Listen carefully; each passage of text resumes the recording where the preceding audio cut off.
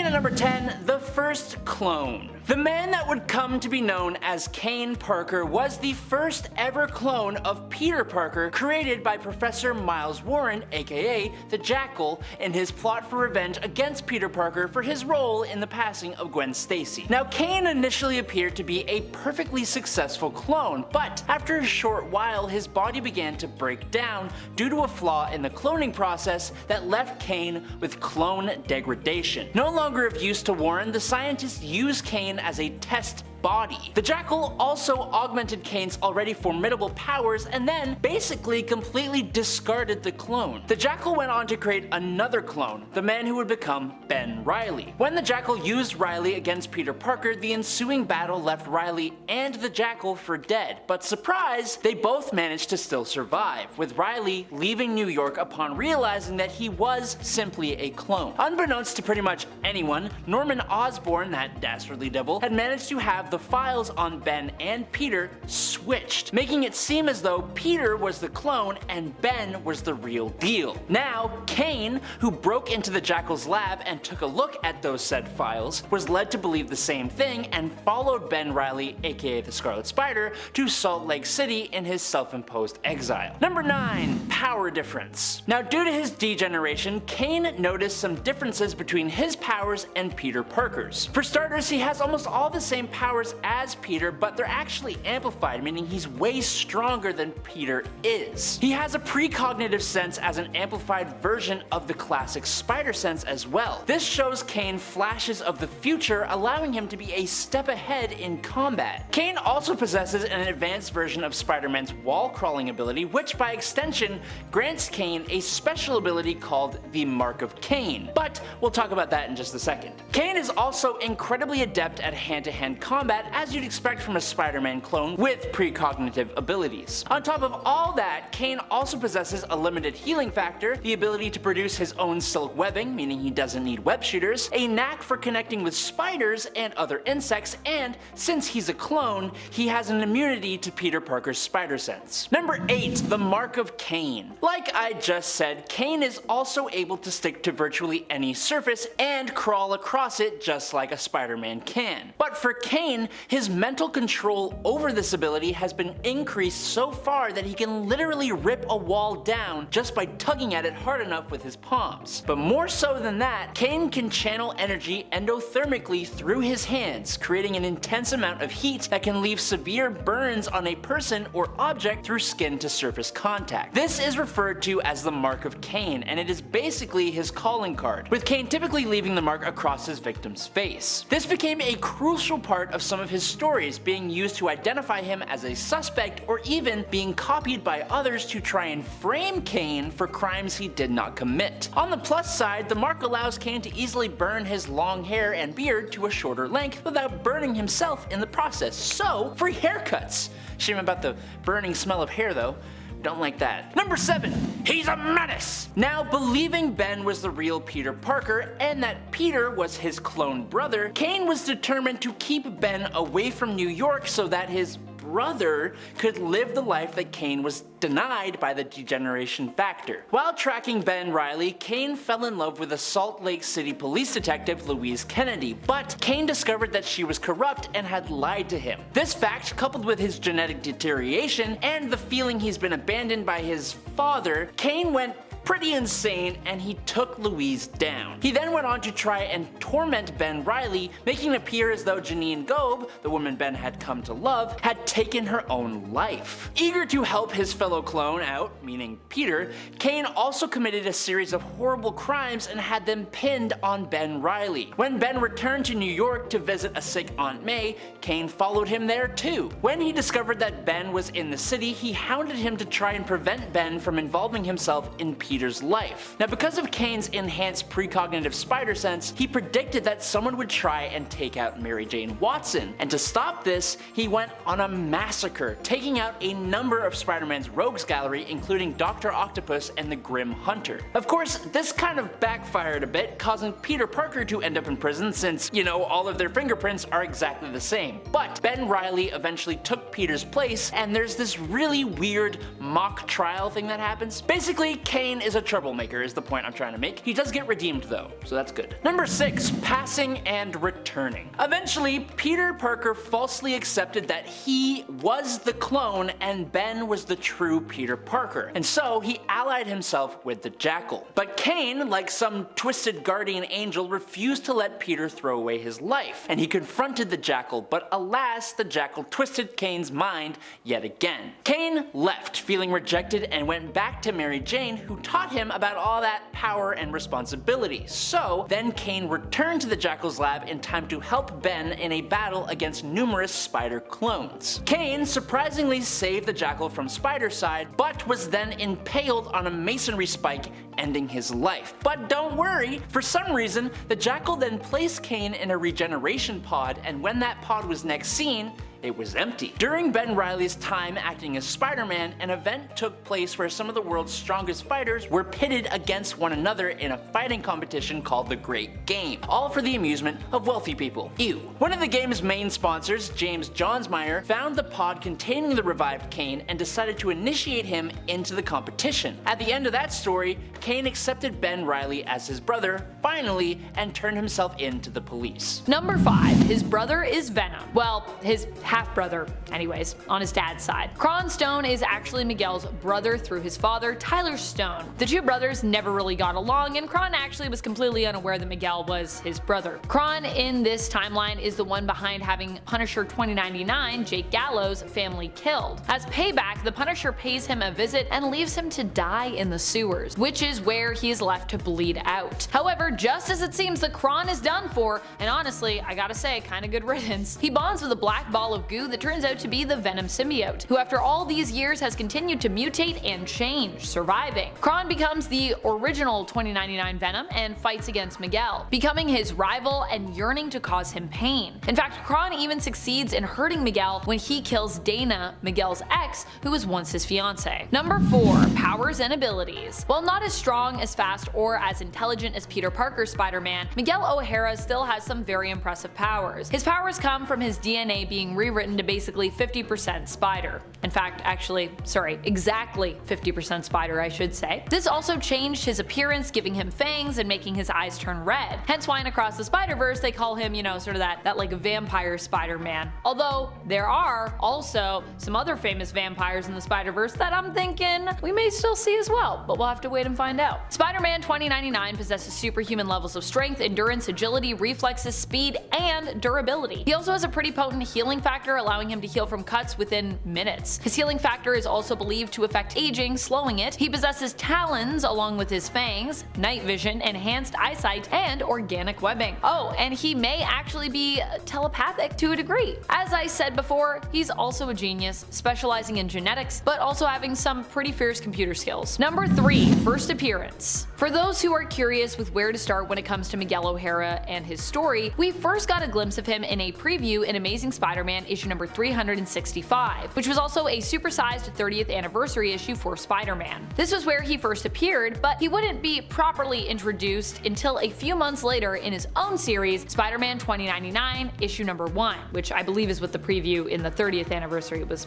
basically for. Spider-Man 2099 was actually the first comic to start off the 2099 line and universe, so Miguel was actually the first hero we'd come to know from 2099 as well. The first issue establishes Miguel as a brilliant but kind of cruel person whose desperation leads him to become a superpowered vigilante. I gotta say, I really love the art and the colors in this book. 2099 is such like a cool world, like really, it just visually is so striking. Number 2. Lila. For those who didn't notice, Miguel actually has his own AI assistant. Her name is Lila, which actually stands for Lyrate Lifeform Approximation. LYL. In the comics, Lila has a very different look than the animated universe. She kind of reminds me a bit of Marilyn Monroe in the comics, honestly. She also often expresses concern for Miguel, often giving him advice as though she was his friend, as opposed to her being his assistant. Although she does still call him boss like her animated Spider-Verse counterpart in the films. As an AI, there is a lot that Lila can do, but she also seems to be prone to catching human emotions sometimes as well, which is interesting for an AI. However, this was also likely a one one-time thing, as it was later revealed that she had become susceptible to a virus after plugging herself into sort of like a worldwide news network and shutting down after being overwhelmed with basically too much emotion. Which honestly, I get it, Lila. I try to not listen too much to the news because I also get overwhelmed with too much human emotion. Number 1. Future problems. Miguel hasn't always existed just in the 2099 universe of Earth 928, which is believed to be a potential future for Earth 616. At one point, he actually found a home in the main continuity, a version of his past. During his time on Earth 616, his apartment number was funnily enough 2099. Cool on paper, but maybe not so great if anyone is,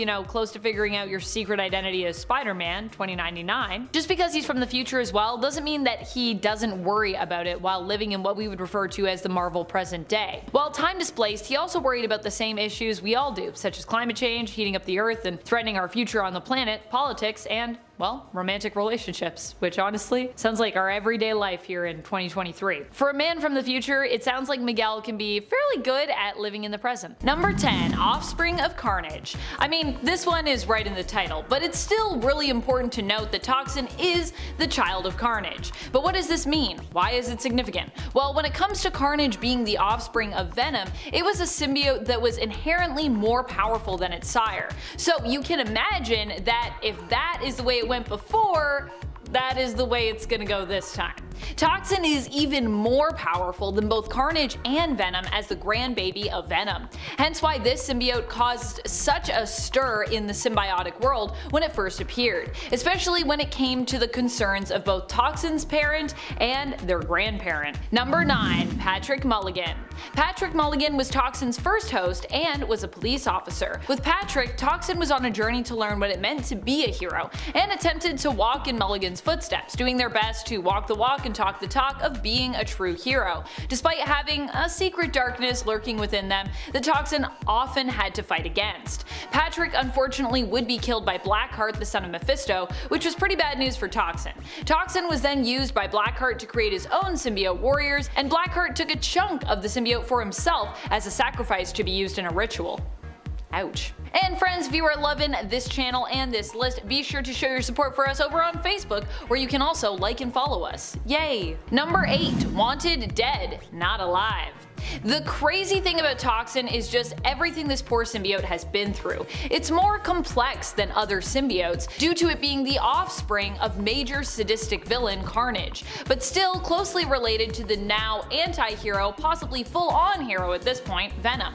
Which of course means that even to begin with, life was very much not smooth sailing for the symbiote. In the beginning, Toxin was actually actively hunted down by both Carnage and Venom, each symbiote wanting to destroy it for their own reasons. Carnage was basically worried about Toxin usurping it in regards to its evil ways and in regards to it being more powerful. Venom was worried about the symbiote's alignment with it being the child of Carnage and wanted to destroy it to avoid it becoming an even more deadly enemy. So almost as soon as it came into existence, Toxin was fighting simply to survive. Number 7. Eddie Brock. Even though Eddie is more well known for being the host of Venom, Toxin's grandparent, Eddie was also at one point bonded with the Toxin symbiote as well. Is that weird? Probably. Especially considering the two were forced to team up, and this was also a time when Eddie was terrified of symbiotes, and then they actually fought against the Venom symbiote together.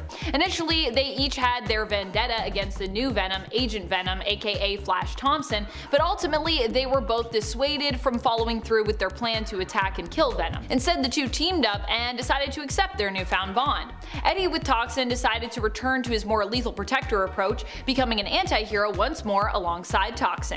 Number 6. Suppressed. Not only did Toxin come into the world with both Carnage and Venom teaming up to try and kill it, but then the symbiote also later experienced a pretty traumatic time when it was suppressed using drugs, which basically just made it like a passenger going along for the ride with host Eddie Brock. This happened as a result of Eddie getting taken in by the FBI, who decided to expose the symbiote to inhibitor drugs, which suppressed its own voice and consciousness in Eddie's mind. Toxin truly has had a pretty toxic upbringing, if you ask me. Could you imagine existing in a body without any control or influence over what it did? Sounds horrifying.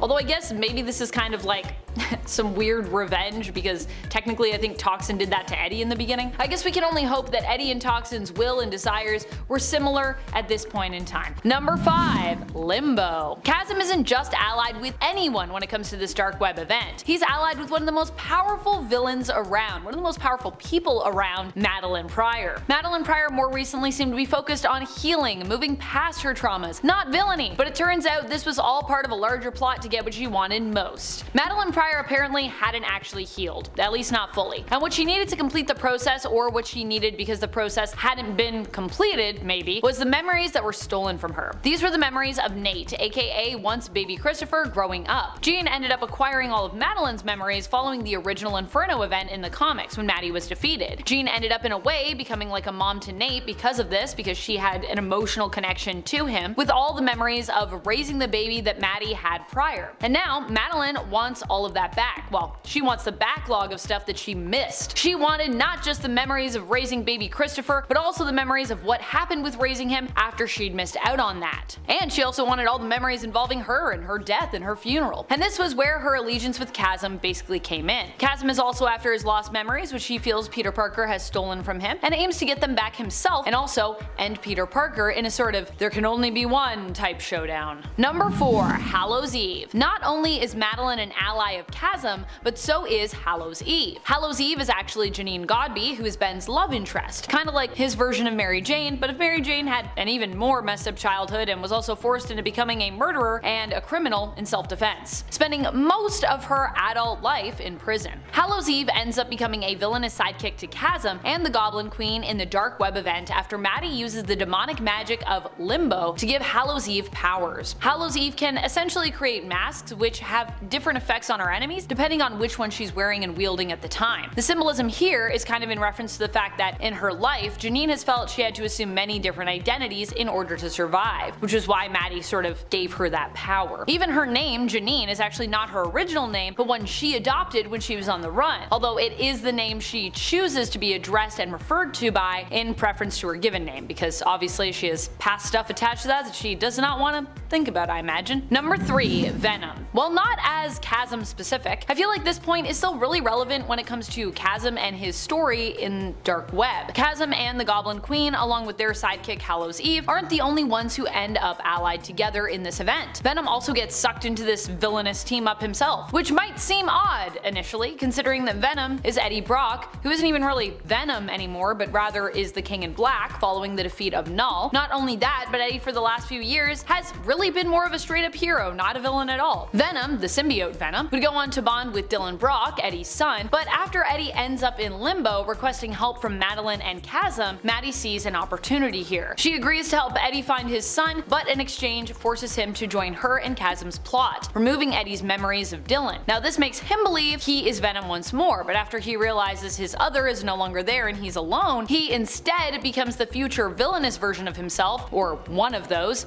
Bedlam. Number 2. Gus. Maybe one of the darkest moments of all comes to us in Amazing Spider-Man issue number 14, at least thus far. In this late 2022 issue, Chasm is revealed to be allied with both the Goblin Queen and Hallows Eve, and ends up confronting someone who repeatedly has mistaken him for Peter, insisting that Ben pay him what Peter owes. Well, before Ben had simply responded that, he was not in fact Peter, so just stop talking to me, I'm not Peter. This time around, Ben instead beats the man up and then takes him to Limbo. There, Madeline Pryor kills the man by consuming his soul, and in so doing, receives his memories. This tactic then inspires Chasm when it comes to how to best retrieve his memories from Peter. No longer having the device, I believe, that Maxine offered him before, Ben now plans to kill Peter and consume his soul in order to regain the memories lost to him. Not only is that a super dark and terrifying thought and twist, but we also need to acknowledge here that Ben and Janine both became accessories to murder. Number 1. Pain.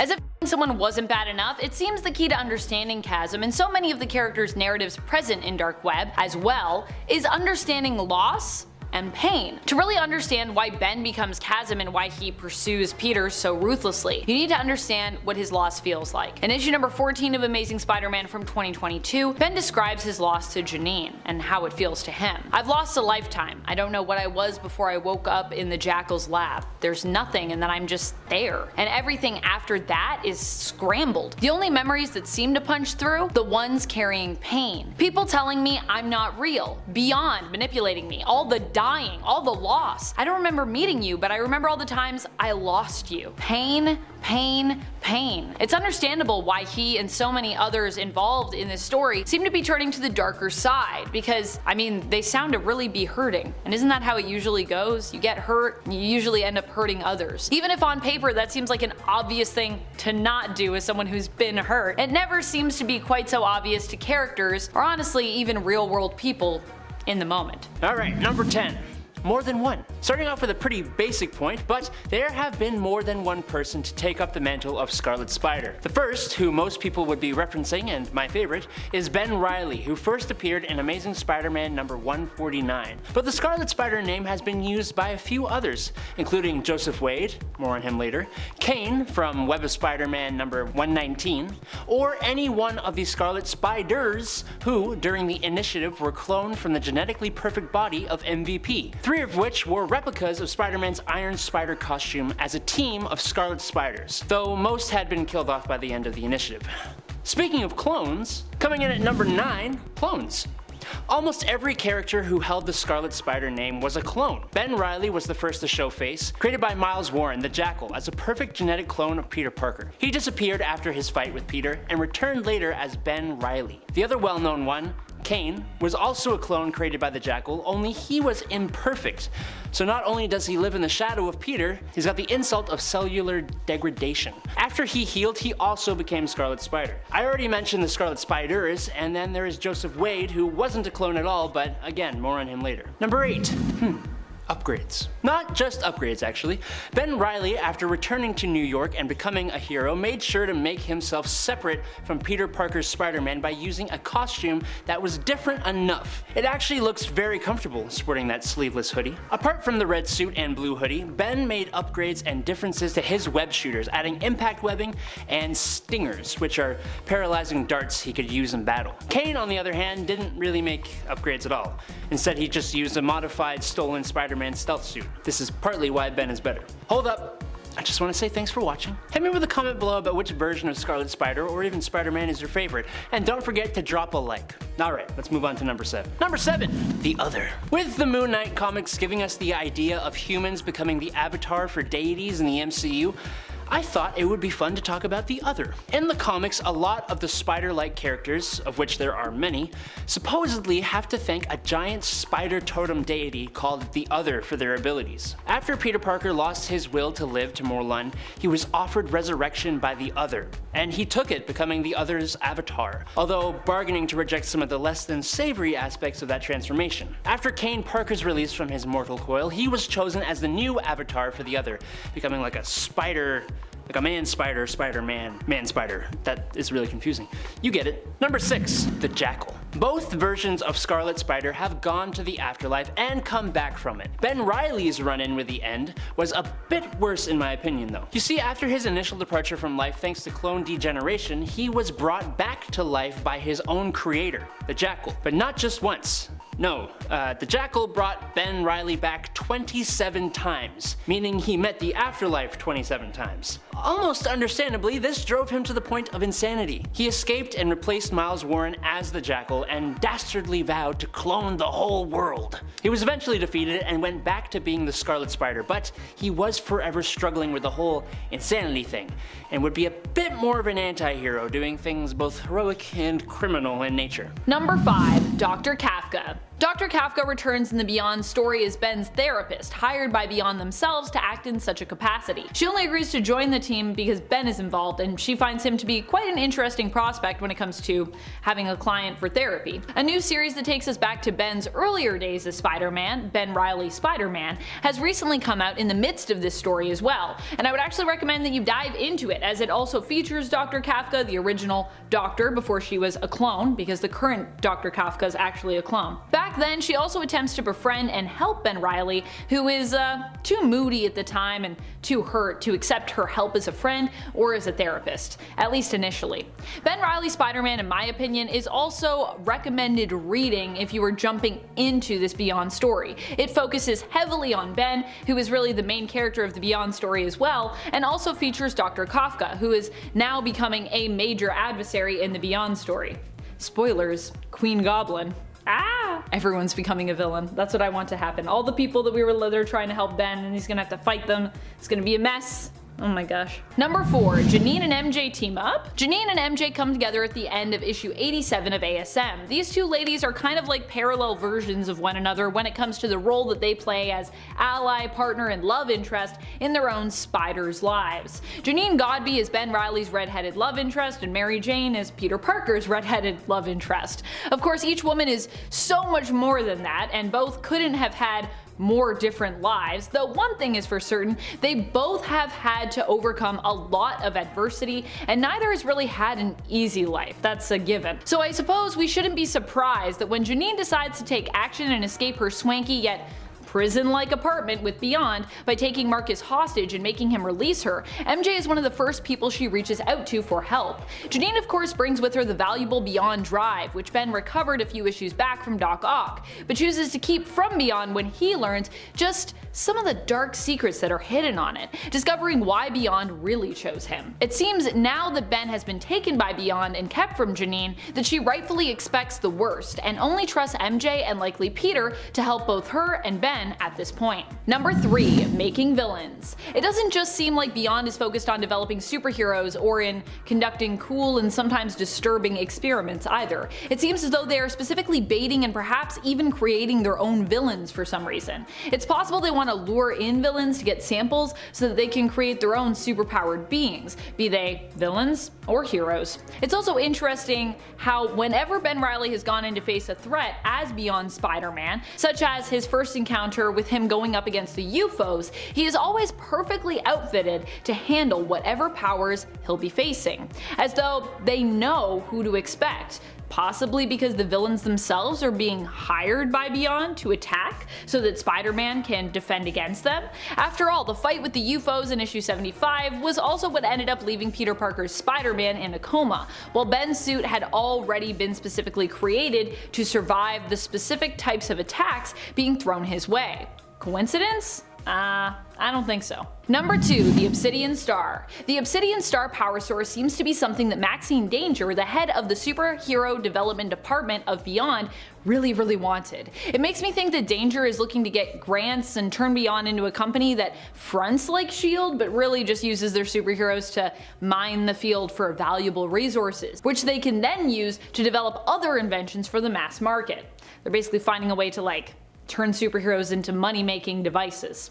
Either way, the Obsidian Star would then likely be a valuable asset to them if it is a massive power source, as I imagine. We see it appear in issue 78 Point Bay of ASM, or Point B if you prefer. As I said in part 1, the tie-ins are important for this story, and I really do recommend that you read them all. They're also quite good. They're really fun. They're good tie-ins. You should read them. This one features a team-up flashback tale from Misty Knight and Colleen Wing, the Daughters of the Dragon, who are working for Beyond to help train Ben and battle some beasties for them as well. They were sent to receive the Obsidian Star, but after recounting their adventure, claimed that they didn't find it or retrieve it, though the flashback reveals otherwise to us readers. Instead of giving it to Maxine, they entrust the Obsidian Star to Spectrum, aka Monica Rambeau, who will likely return with it in issue 92 Point Bay as suggested by its cover, which was revealed in the solicits. Number 1, Maxine Danger. While Marcus, who works for Beyond, seems like an overall okay guy who often means well and is trying to do what's right for both his own team and the corporation, Maxine is the opposite in terms of that balance. She is basically all corporate. In fact, if this were Cyberpunk 2077, I would definitely classify her as a corpo. Actually, I might make a corpo character just based on Maxine. That's how much I like her. She doesn't care a tiny bit what anyone thinks of her. She is demanding when it comes to her expectations and very unforgiving when it comes to those who disappoint her. She is is intimidating and powerful, acting solely on the behalf of the Beyond Corporation and their best interests, and her own best interests, and doing anything to protect the company that she represents, even possibly harm or permanently alter her employees. And I have no doubt that not even the law or morals would get in the way when it comes to her getting her way. Or ethics. She seems very unethical. Number 5. Passing and returning yet again. After the events of Dark Reign, which did include Kane but aren't really that important other than the discovery of Norman Osborn's involvement in the Clone Saga, we got the amazing Grim Hunt story. Kane was attacked by Alyosha and Anna Kravenov for being associated with the Spiders, but since he wasn't a quote true spider, the villains decided to instead punish Kane by keeping him alive but wounding him severely enough that he fled to Peter Parker's apartment in search of help. Now Peter hid him in the bathroom, then left to stop the Kravenovs. I forgot to mention, for a good chunk of time here, Kane had been sporting long hair and a big old beard, so now when Kane next appeared, he had shaved his face and cut his hair, thank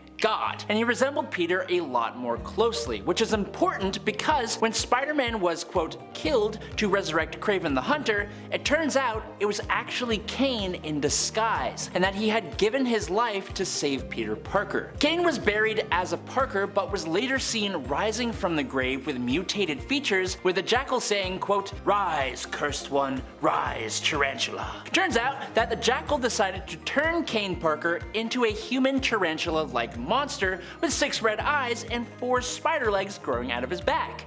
It's terrifying. Number 4. Scarlet Spider. The jackal made Kane, who was Tarantula, the first of his followers during the Spider Island event. It's important to note that Kane wasn't really in control of himself here. In his final confrontation with the original, Spider-Man threw Kane into a tank filled with the Cure, a concentration of the anti-venom symbiote which was intended to help cure the people of Spider Island. The Cure did more than return Kane from being a monster though. It also stabilized his DNA and finally made him a perfect clone of Peter Parker, similar to Ben Reilly. Now Kane was super important against the Spider Queen, using lethal force to bring her down. Following this, Kane started a trip around the USA, and during his stay in Houston, Texas, he saved a young girl from some pretty utterly horrible people. Now using a scarlet suit similar to Spider-Man's, Kane faced the Salamander and managed to defeat him, being named by him as Arachna Escarlata, or Scarlet Spider in Spanish. I'm sorry if I mispronounced that, I really am. When the people at the scene cheered him and told them they needed a hero, Kane's sense of responsibility for the girl he saved led him to stay in Houston as Scarlet Spider, leading him to face off against the Assassin's Guild, the Watchdogs, and Anna Kravenov.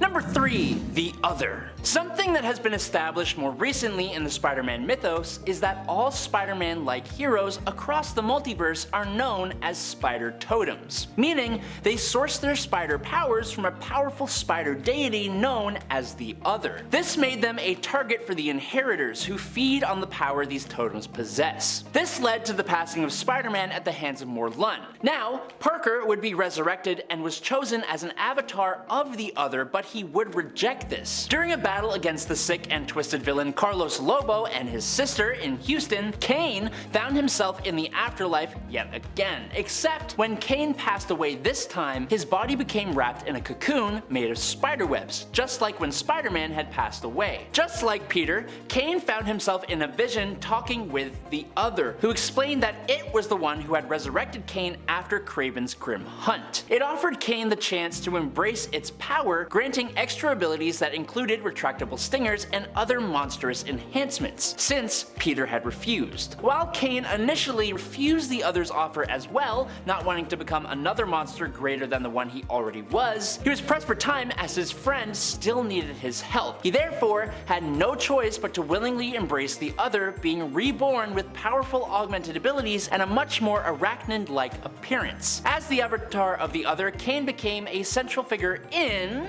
number 2, the Spider-Verse. Kane, who was now a member of the New Warriors, was attacked by Deimos of the Inheritors, who easily defeated the New Warriors. Pinned down, Kane impaled Deimos with numerous spines, and Deimos recognized him as the current avatar of the Other. Before Deimos could drain Kane, however, Old Man Spider-Man, Spider-Woman, Bullet Point Spider-Man, and Ben Reilly from Earth 95 arrived to save him. With Deimos distracted, Gwen was able to rescue Kane, and they returned retreated to Earth-13, taking losses on the way. Now Kane, along with Ben Reilly and Jessica Drew, later traveled to another universe from where the cloned bodies that granted the Inheritors immortality came from. At the cost of Ben Reilly's life, Kane managed to shut down the facility, which was run by the Inheritor Genix. Fueled by rage for Reilly's passing, Kane traveled to Earth-001, the home base of the Inheritors, to take revenge on them. Drawing on the full power of the Other, Kane transformed and was actually able to take down the leader of the Inheritors, Solus, something that no one else was able to do. Unfortunately though, Kane was seemingly defeated when Morlun used one of Kane's own spider legs against him. Even though the spider army couldn't save Kane, thanks to his involvement they managed to stop the Inheritors once and for all. After all of the spiders returned to their respective universes, surprising absolutely no one, Kane started emerging from his other form's corpse,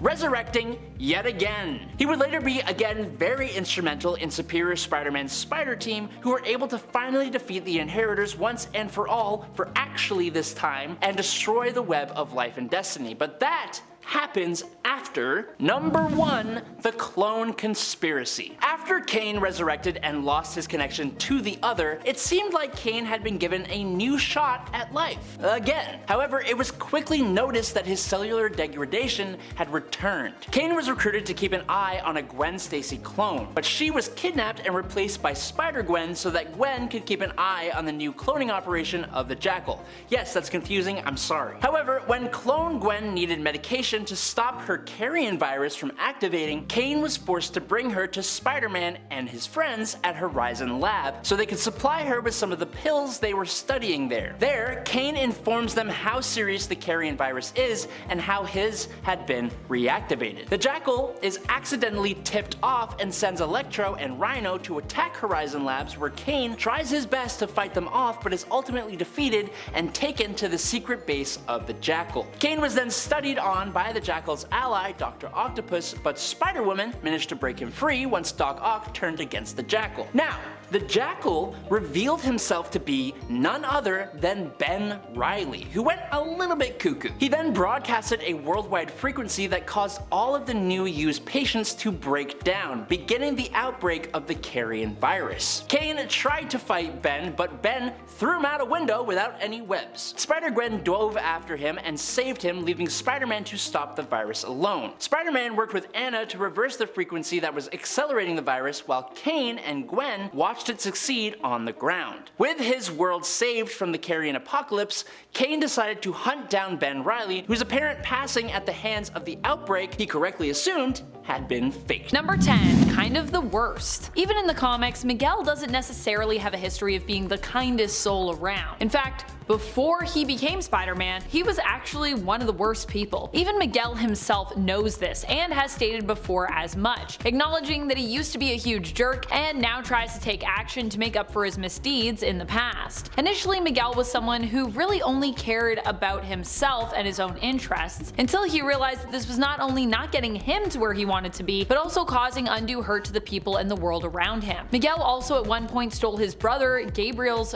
girlfriend. Dana basically became Miguel's fiance after she cheated on Gabriel with Miguel, and she and Miguel fell in love, which is, I mean, I feel like speaks to Miguel's character at the beginning of his story. And friends, before we move on to our next point here, if you love what we do here at Top 10 Nerd, be sure to let us know by clicking that subscribe button. Number 9, villain origin. Miguel O'Hara was a genius working for Alchemax in genetics. He was pressured into experimenting on people in an attempt to, in essence, recreate superpowered individuals. When the experiment went awry, however, he tried to get out and was blackmailed into staying with the company. But Miguel didn't like how he was being controlled and would go to any lengths to free himself, including experimenting on himself. Miguel in this way has a bit of a supervillain tinge to his origin story, if you ask me. Most villains start off kind of in this manner, experimenting on themselves because they're desperate, sometimes to help themselves and sometimes to help others. In Miguel's case, it was to help himself. But while the experiment was sabotaged by his supervisor, it did still work, ultimately curing him of his compulsions, which were sort of keeping him tethered to the company, while also splicing his DNA with the spider and granting him superhuman abilities and powers. Number 8,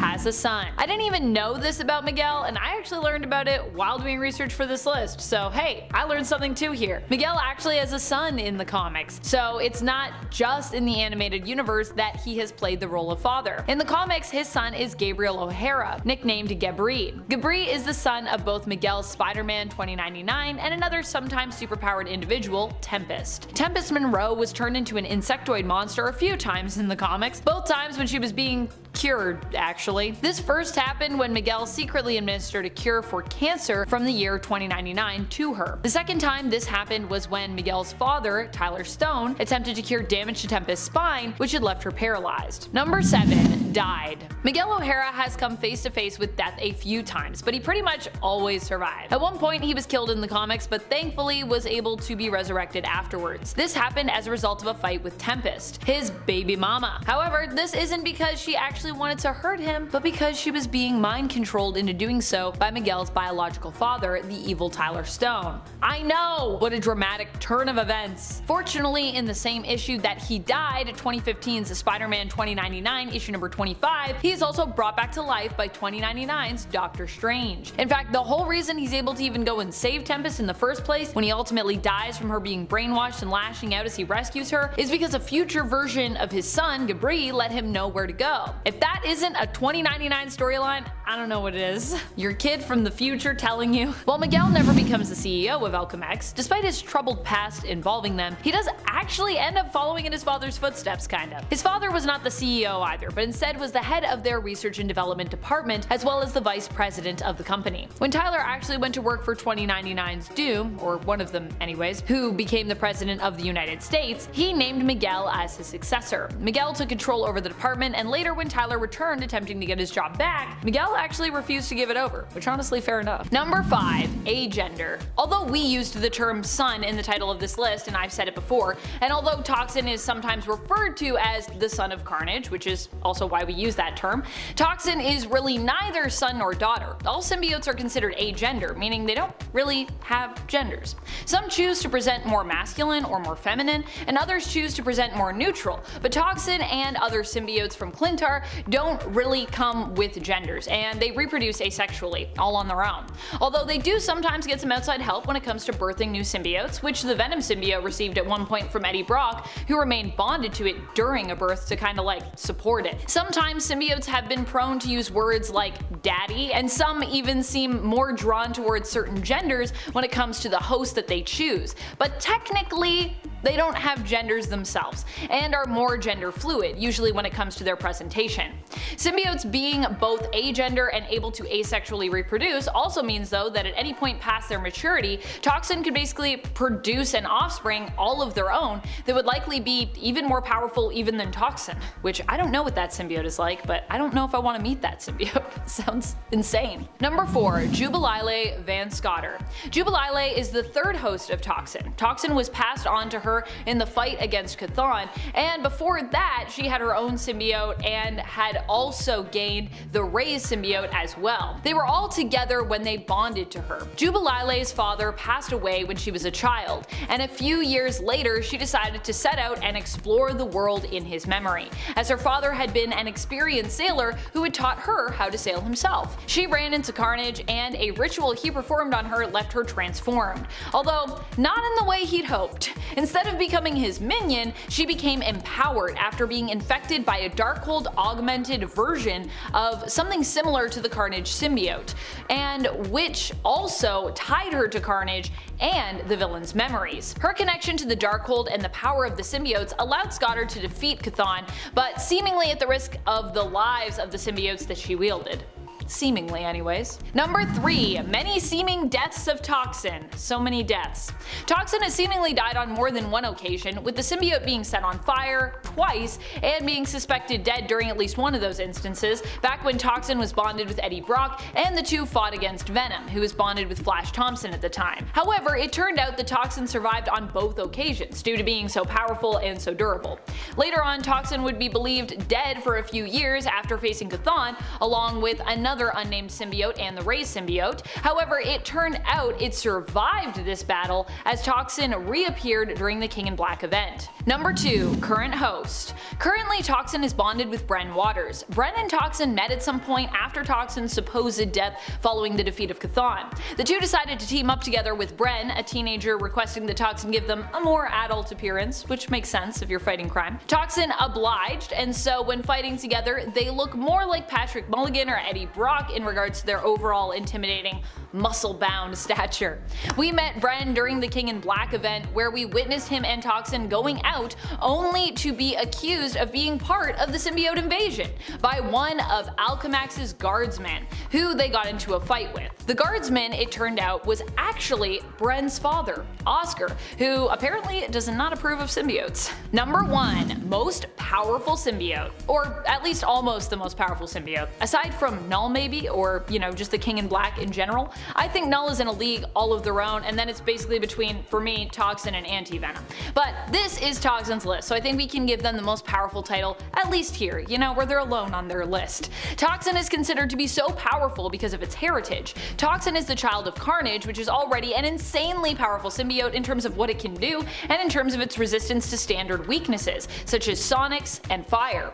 Toxin is super strong, agile, fast, durable, possesses superior stamina, has its own more efficient and specific version of spider sense, can shapeshift, camouflage, heal itself, crawl on walls, create webs, is a skill tracker, and has a toxic bite. After bonding with Eddie anyways. I don't think they had the toxic bite originally. Number 10. Beyond Corporation. What happened to make Ben Reilly become the villainous being known as Chasm? That's a good question. Really, this is all explained in the pages of the Spider-Man Beyond event or storyline, which had a ton of tie-ins as well as extra bonus stories with their Point Bay issues, which occurred in between issues of the main storyline, diving deeper into the intricacies of smaller story points as the story unfolded. The Beyond event was a weekly release, so there was lots to read for those of us who followed along with this event. But overall, I'd say this event was worth all the reading, with lots of fun moments as well as many twists and turns to keep us guessing, as well as keep us eager to turn every single page. One of the highlights for me was definitely the team up between Mary Jane and Black Cat. In the Beyond event, Ben Reilly takes over the mantle of Spider-Man after the Beyond Corporation gains the rights to the Spider-Man name and hires him to be basically their Spider-Man. Peter for a while is in a coma, leaving Ben mostly uncontested for the Spider-Man moniker, except for Miles of course, who is actually served papers and threatened to change his name or deal with being sued. Eventually, it's revealed that Beyond was manipulating Ben's mind, and even that Ben had signed off on this, wanting to forget some less desirable moments in his past. However, after he catches on to their real purpose, a violent mind wipe goes wrong, leaving integral memories of Ben damaged and causing him to forget who he is and kind of have like a bit of an identity crisis. In the end, he chooses to die rather than accept help from Peter and falls into a pit of green ooze as the Beyond Corporation headquarters in New York is destroyed. Or at least,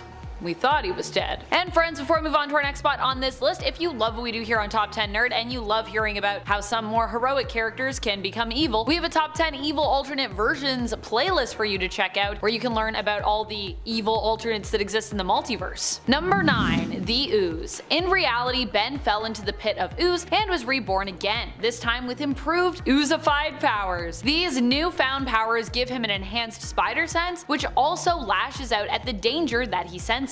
He can also hit people with blasts of ooze now too. Ooze-tastic.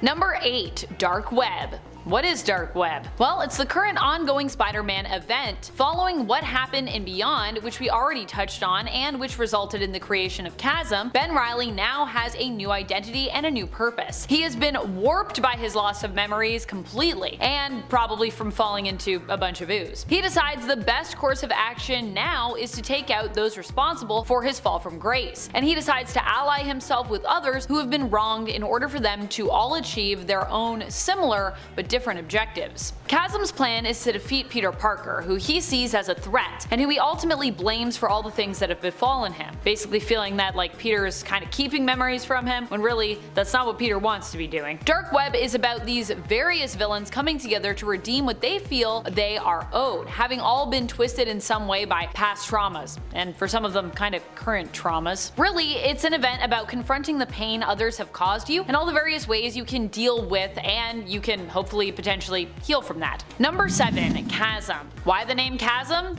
Does it mean anything to Ben? Why, yes, of course it does. Chasm is a name that Ben chose in reference to the memories that he is missing, because without them there is a great void in his mind. You might say, a great chasm? What memories did Ben lose? Well, chiefly he lost the memories that made him who he was, a hero. He lost the formative memories that he shares with Peter of their childhood, a childhood that Peter actually lived but Ben only remembers. He also lost some of the memories that Beyond wanted him to lose, ideally, which means that he wouldn't have remembered uncovering their secrets. So in that way, it kind of makes sense that when it comes to who he blames for the missing memories and the lack of a sense of self, he would blame Peter for this more than not. Although I do believe at the end of Beyond he does kind of figure out that Beyond was still kind of behind everything, but I do question how much of the memories he has of that are there. There is also the fact that Maxine Danger, head of the division of Beyond that Ben did work for, implied that the only way to get back his memories would basically be to use one of their devices to forcefully take said memories from Peter, pitting the two against one another during the final showdown in that event. Number 6. The Calling. We also learn near the beginning of Dark Web of how Chasm may not have even been the major player behind the plot here. As Chasm, Ben is suffering. He is questioning who he is, and every thought and memory he has left seems to only cause him more suffering, more pain. He has been raiding Beyond safe houses, as we learn in issue number 14 of the Amazing Spider-Man series, and finding all kinds of tech there. And it seems to be one of the only things that brings him any sense of relief. Well, maybe other than Janine's presence, who, you know, she obviously I think makes him feel a little better. The tech he claims feels like some kind of key. He knows that Beyond was using it in some kind of project that was near completion called Project Purgatory, and he believes with his genius he can actually get it to work. And it seems that is the key to the calling he is feeling, reaching out to him from a place. A place called... Number 5.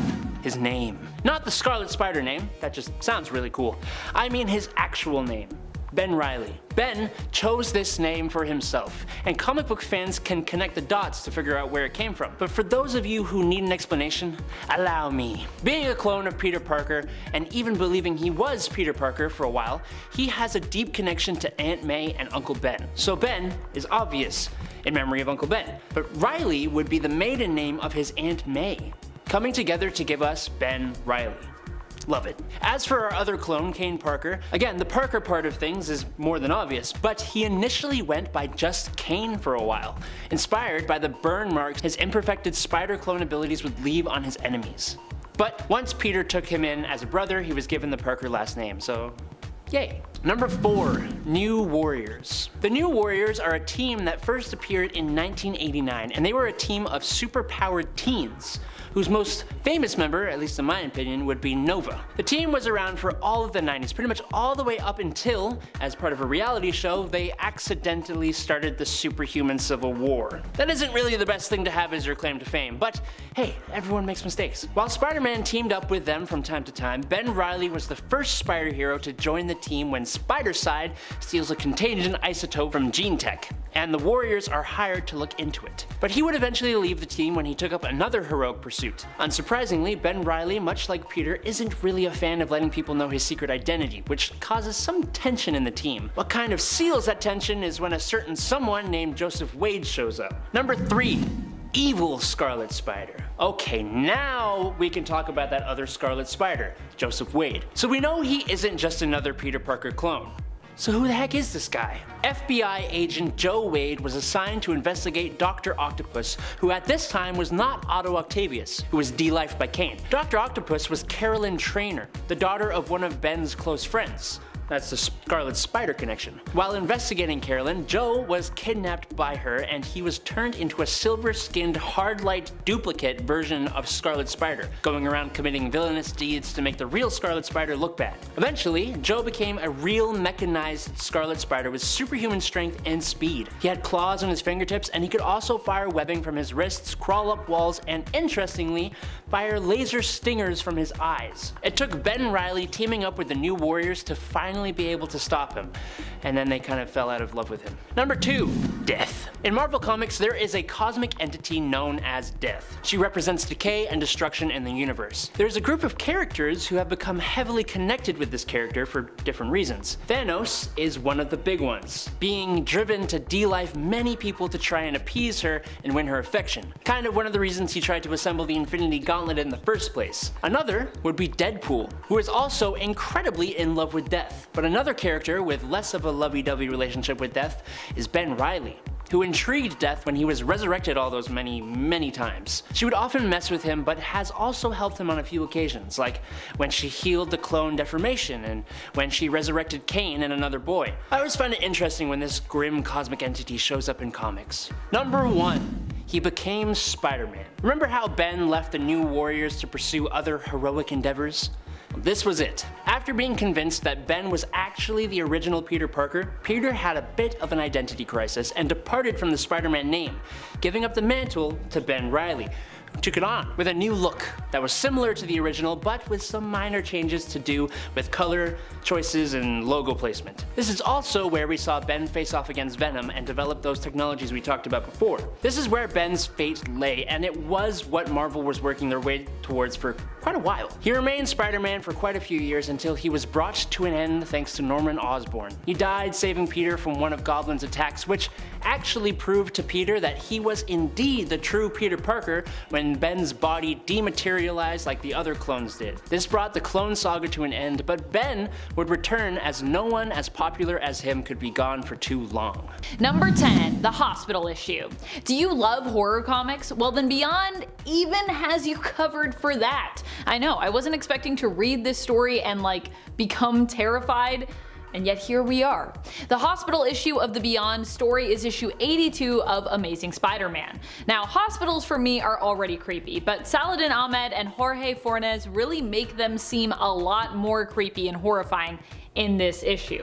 After Peter has awakened from his coma, he's still in no shape to return to a life of crime fighting. He is forced to rest in the hospital, but is called into action when he notices patients beginning to mysteriously disappear. It seems as though while Peter is in no state to go toward the danger has found a way to come to him.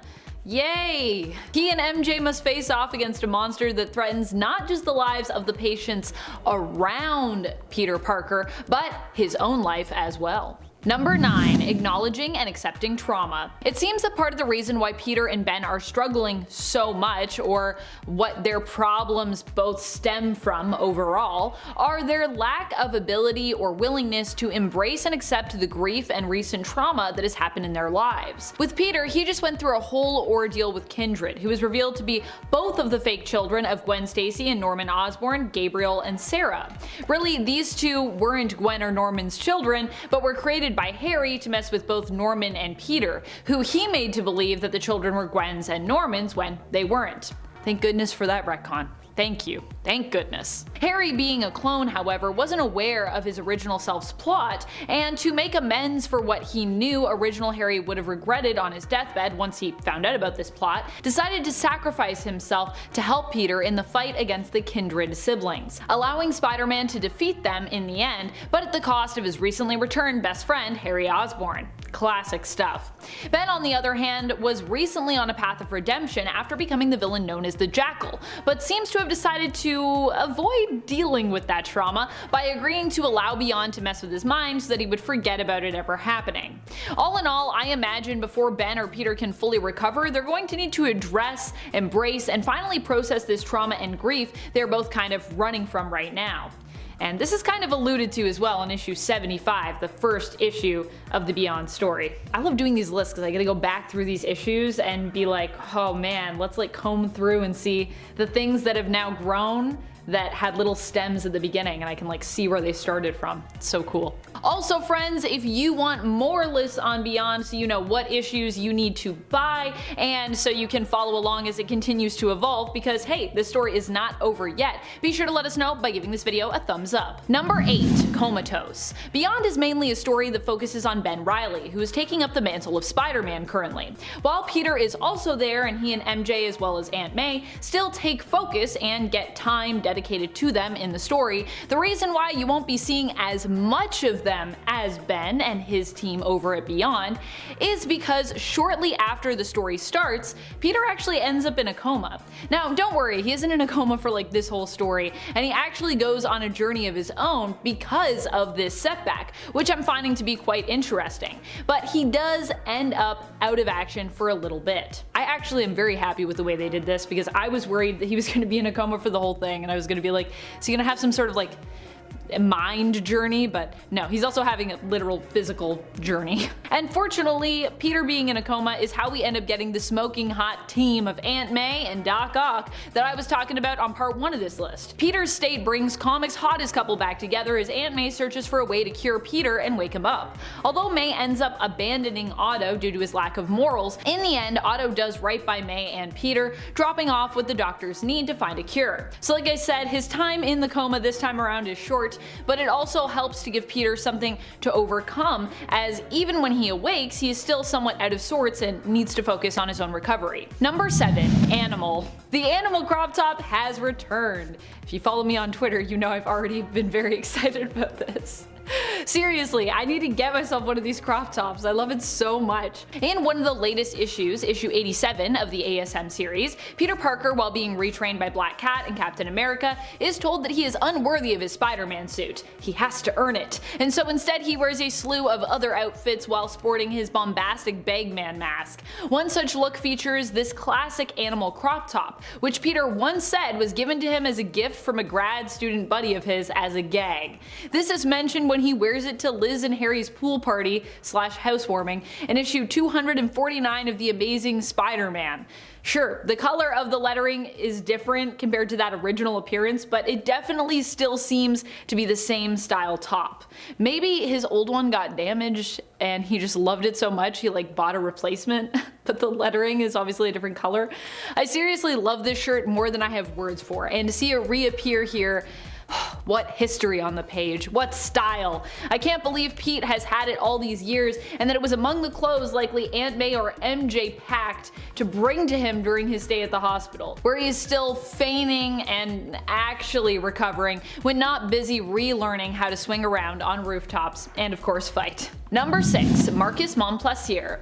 Who is Marcus Montplaisir? He is basically Ben Reilly's eyes and ears when it comes to briefings on missions, what is going on the ground, and also seems to be a contact point for many other folks at Beyond who are involved with the corporate Spider-Man or his romantic partner Janine. Janine in fact has a direct line to Marcus and can call him whenever she is worried about Ben, and I mean vice versa. Marcus seems to be mainly loyal to Beyond, although he doesn't seem as morally corrupt as some of the other people who work for that corporation. At least not yet. Also, because he is so close to Beyond, this could mean that he ends up as an experiment instead of an employee, and possibly becomes a villain against his will. On the cover of the future issue, issue number 92, as seen in solicits, it seems as though a future villain who appears to be a hybrid of the Lizard with possibly Morbius's wings could actually be another reptile villain who was once a friendly face for Spider-Man, aka Ben Reilly, based on what he's wearing. And of course that friendly face, I mean, it could be Marcus, I don't know. I feel like everyone's gonna become a villain and it's gonna blow my mind.